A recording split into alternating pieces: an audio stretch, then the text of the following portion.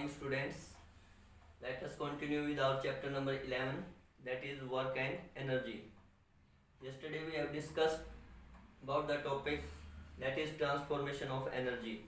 It means energy can be transformed from one form to another form. And today we will discuss law of conservation of energy. What do we mean by law of conservation of energy? Energy can neither be created nor be destroyed. It can only be converted from one form to another form. Energy को ना तो create किया जा सकता है ना destroy किया जा सकता है, but it can only be convert किया जा सकता है from one form to another form. ये हमने ट्रांसफॉर्मेशन ऑफ एनर्जी में पढ़ा था. तो कुछ डिवाइसेस हैं ट्रांसफॉर्मेशन के लिए, जैसे कि मान लो मोटर है, इलेक्ट्रिक मोटर. उसमें क्या है, electric energy that is converted into mechanical energy. दूसरा आपका जैसे जनरेटर है, उसमें जो मैकेनिकल एनर्जी है वो किस में कन्वर्ट हो जाती है, इलेक्ट्रिकल एनर्जी में. ठीक है, जनरेटर का जब व्हील घूमता है तो उसमें क्या होता है, जनरेट होती है. क्या जनरेट होती है, इलेक्ट्रिसिटी जनरेट होती है. तो mechanical energy is converted into what, that is electric energy in the generator. उसके बाद जैसे आपका बल्ब है, ठीक है, इसमें क्या है, in this electric energy is converted into light energy. Heater है आपका, electric energy is converted into heat energy. तो ये डिवाइसेस हैं जो ट्रांसफॉर्मेशन ऑफ एनर्जी करते हैं, जिनमें ट्रांसफॉर्मेशन होती है. ठीक है, तो यहाँ पे हम law of conservation of energy में ये कहेंगे that energy can only be converted from one form to another. It can neither be created nor be destroyed, and the total energy before and after the transformation remains the same. Transformation के दौरान जो total energy है, transformation से पहले और transformation के बाद जो एनर्जी है वो सेम रहती है, यानी कि कांस्टेंट रहती है. ठीक है, इसको हम एक एग्जांपल से समझेंगे. सपोज ये आपका यहाँ कोई ऑब्जेक्ट है, एक हाइट पे रखी हुई है, and its mass is m. It is at a height of h. Suppose ये हाइट आपकी कितनी है, h हाइट है. When it is at this position, energy is stored in it in the form of potential energy. Potential energy के form में इसमें energy store है. ठीक है, और पोटेंशियल एनर्जी क्या होगी इसकी, m into g into h, that is its potential energy. अब यहाँ पे पोटेंशियल एनर्जी क्या है, मैक्सिमम है. It is due to its position, due to its height, m g h. Now what is kinetic energy. यहाँ पे kinetic energy क्या है, यहाँ पे काइनेटिक एनर्जी इसकी क्या होगी, जीरो. ठीक है, तो दोनों का टोटल क्या होगा, एम जी एच और जीरो, दोनों का टोटल एम जी एच हो जाएगा.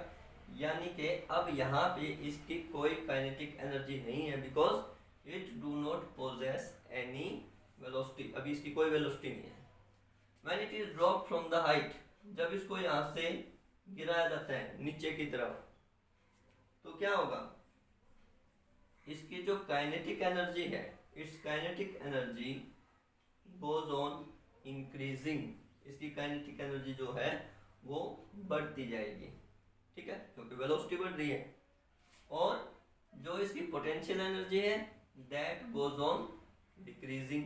जो पोटेंशियल एनर्जी है दैट गोज ऑन डिक्रीजिंग, कम होती जा रही है.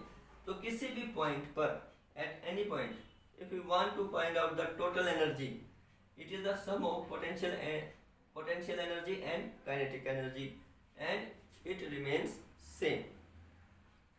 When it is about to reach the ground, then its velocity is maximum and height is now zero. Then all of the potential energy that converts it into kinetic energy. तो यहाँ पे जो kinetic energy होगी वो maximum होगी, और क्या कितनी होगी, हाँ mv स्क्वायर. और जो पोटेंशियल एनर्जी है वो कितनी हो जाएगी, वो हो जाएगी आपकी 0। तो क्या हुआ कि potential energy that gets transformed into the kinetic energy. तो दोनों का जो सम है वो एक कांस्टेंट होगा, potential energy plus kinetic energy that is equal to constant. जितना डिक्रीज हुआ है पोटेंशियल एनर्जी में उतना इंक्रीज होगा काइनेटिक एनर्जी में। तो दोनों का अगर सम लेंगे किसी पॉइंट पे that will be a constant, means the total energy before and after the transformation remains the same. Okay, तो that is the law of conservation of energy. इसको हम law of conservation of energy कहेंगे।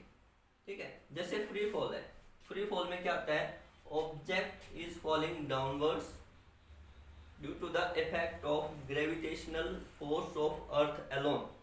अगर कोई चीज ऊपर से गिर रही है, फ्री फॉल है, तो उसमें क्या होगा कि जो उसकी पोटेंशियल एनर्जी है that converts into kinetic energy when it reaches the ground. अगर हम उसका बीच में जो एयर रेजिस्टेंस वगैरह है उसको हम इग्नोर कर दें तो हम क्या कहेंगे, जब वो हाइट पे थी ऊपर से आ रही है तो उसकी जो पोटेंशियल एनर्जी है that goes on decreasing and its kinetic energy that goes on increasing, and sum of these two energies at any point is always constant. So this is called law of conservation of energy. We will do next topic, that is power. What is power? What is power? Power is rate of doing work. Rate of doing work is power. Means it is the measure how speedily the work has been done. That is power. How speedily or how slow the work has been done is called power. It means it is the rate of doing work or rate of consuming energy is called power. ठीक है, जैसे कि किसी काम को एक बूढ़ा आदमी है वो देर से करेगा और जो यंग पर्सन है वो जल्दी करेगा, यानी कि उसमें ज़्यादा पावर है। ठीक है, तो यहाँ पे रेट ऑफ डूइंग वर्क को हम क्या कहेंगे, पावर कहेंगे। तो पावर को हम P से डिनोट कर सकते हैं, P is equal to W by T। P is power,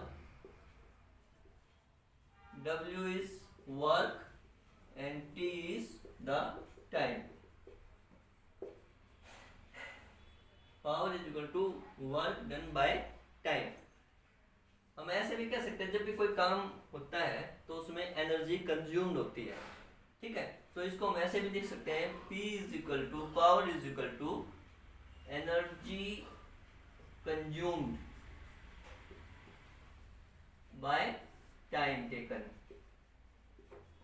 किसी भी काम को करने में कितना समय लिया गया है उसको हम कहेंगे power, rate of doing work.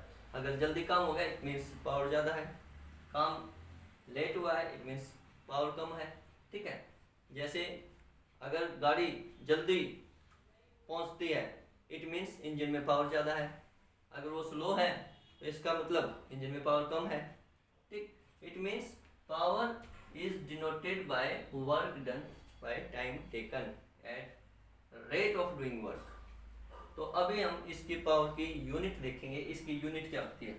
जैसे कि P is equal to W by T है, तो पावर की यूनिट क्या होगी, वर्क की यूनिट होती है आपकी जूल, और टाइम की यूनिट होती है सेकंड। तो पावर की जो यूनिट होगी वो क्या होगी, जूल पर सेकंड, जूल पर सेकंड। या इसको हम कह सकते हैं, इसकी जो SI यूनिट है वो है आपकी वाट, WAT, वाट, जूल पर सेकंड और वाट। तो 1 वाट क्या होगा, 1 वाट। पावर 1 वाट कब होगी, जब वर्क होगा 1 जूल और कितने समय में होगा 1 सेकेंड। और we can say that when an appliance do 1 joule work in 1 second, or we can say that when the appliance do joule per second work is called 1 watt। Means जब कोई appliance 1 joule work करता है 1 second में तो उसकी जो power होगी वो 1 वाट होगी। ठीक है, तो that is power. We can say that 1 watt is the power of an appliance which does work at the rate of 1 joule per second. 1 watt is 1 joule per second.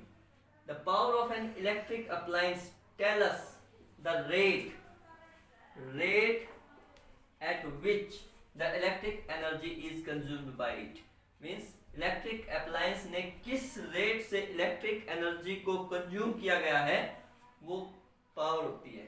ठीक है, जैसे कि इलेक्ट्रिक बल्ब है, आपने देखा होगा electric bulb के ऊपर 60 वाट 100 वाट ऐसे लिखा होता है।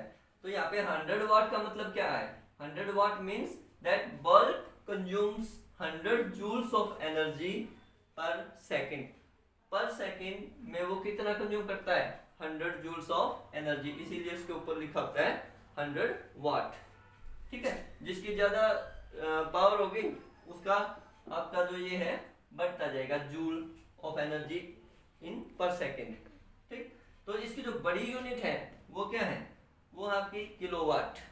जैसे 1 किलोवाट में कितने होते हैं? 1000 वाट। फिर इसकी और बड़ी यूनिट होती है मेगावाट, जो होती है आपकी 10⁶ वाट के बराबर। और एक होती है 1 horse power, HP horse power, that is equal to 746 watt. एक हॉर्स पावर में 746 वाट होते हैं, या यूं कहिए 0.75 किलोवाट होते हैं। ठीक है, जैसे आप मोटर लेने जाते हो, ठीक है, तो उससे पूछते हो कि वो आपसे पूछता है कि कितने हॉर्स पावर की मोटर चाहिए, 1 की 1.5 की।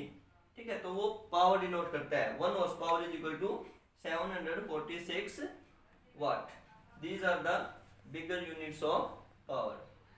ठीक है, आपके घरों में भी 2 तरह के स्विचेज होते हैं। एक आपका जो स्विच होता है वो पावर के स्विच भी होते हैं और नॉर्मल स्विच भी होते हैं। तो जो पावर के स्विच होते हैं वो जो हेवियर अप्लायंसेज है जिनकी पावर रेटिंग ज्यादा है, ठीक है, उनको यूज करने के लिए हम पावर स्विचेस यूज करते हैं। Let's do a simple problem. A body does 20 joules of work in 5 seconds. What is its power? एक बॉडी है कोई, वो 20 जूल ऑफ वर्क करती है 5 सेकंड में, तो आपको उसकी पावर बतानी है। इट मीन्स सिंपल फॉर्मूला जो है आपका वही आपको यूज करना है। Power is equal to W/T, work done by time taken. Power is equal to work done कितना है? दैट इज 20 जूल्स, और टाइम कितना है? That is 5 seconds. Now power is equal to 5 4 ja 20. That is 4 joule per second. Or we can say that power is equal to 4 watt. Now one more problem we will discuss. An electric bulb consumes 7.2 kilojoule of electric energy in 2 minutes. What is the power of the electric bulb? अब यहाँ पे क्या दे रखा है? एक electric bulb है जो 7.2 kilo joule of electric energy consume करता है 2 मिनट में। तो पावर निकालनी है आपको। तो फॉर्मूला तो हमारा सेम रहेगा, power is equal to work done by time. लेकिन यहाँ पे वर्क डन की बजाय हमें क्या दे रखा है? इलेक्ट्रिक एनर्जी को कंज्यूम कर रहा है वो। तो हमने ये भी पढ़ा था कि power is equal to energy consumed by that is time taken। तो हम क्या लिख सकते हैं? अभी एनर्जी कंज्यूम कितनी है? एनर्जी कंज्यूम वो है 7.2 किलो जूल, और हमें इसको कन्वर्ट करना है किसमें? जूल में। और 1 किलो जूल में कितने जूल होते हैं? 1000। तो हम इसको कन्वर्ट कर लेंगे एनर्जी क्या आ जाएगी 7.2 मल्टीप्लाई बाई 1000 कितना आ जाएगा 7200 जूल्स आ जाएगा ये, क्योंकि जूल पर सेकंड होता है ना हमारी यूनिट। अभी टाइम टेकन में भी क्या है मिनट दे रखे हैं, इसके भी हम सेकंड बना लेंगे। टाइम क्या आ जाएगा 2 मिनट, इसके सेकंड बनाएंगे 2 इंटू 60, 62 जा 120, दैट इज 120 सेकेंड्स। तो अब इसको इसी फॉर्मूले में लगाइए, P is equal to E by T, E by T. Power is equal to energy consume कितनी थी 7200 joule and time is 120 second. Cancel करो 0 से 0, 12 6 जा ये 60 आ गया, 0 ये बच गई, that is power is equal to 60 watt, या आप यूं कीजिए 60 जूल पर सेकेंड। ठीक है, तो ये आपका न्यूमेरिकल था सेकेंड, जिसका आंसर है 60 वाट। तो जो इलेक्ट्रिक बल्ब है उसकी पावर क्या है 60 वाट है। ठीक है, so today we have discussed this topic power and also do 1 or 2 numericals. इसको अच्छे से करिए, अपना काम टाइम पे करिए और इसको रिवाइज भी करिए। ठीक है, so that's all for today, thank you, have a nice day.